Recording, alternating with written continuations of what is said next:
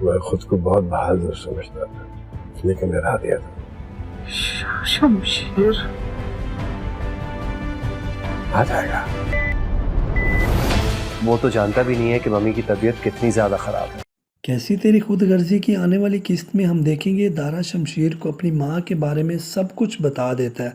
कहता है कि शमशेर अब हमारी माँ इस दुनिया में नहीं रही, लेकिन शमशेर को इस बात का बिल्कुल भी अंदाज़ा नहीं होता।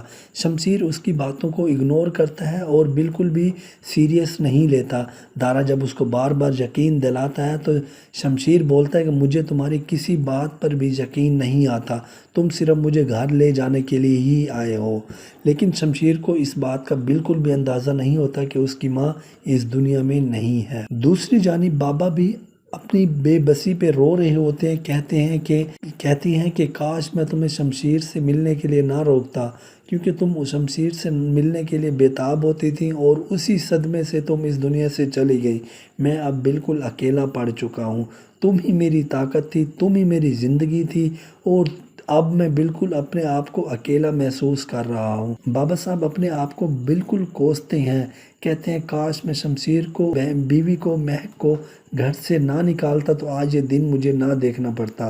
बाबा साहब अपनी गलती पे बहुत शर्मिंदा होते हैं और अपनी बीवी के गम को लेकर बहुत ही अफसोस कर रहे होते हैं, बहुत ही जो है ना रो रहे होते हैं।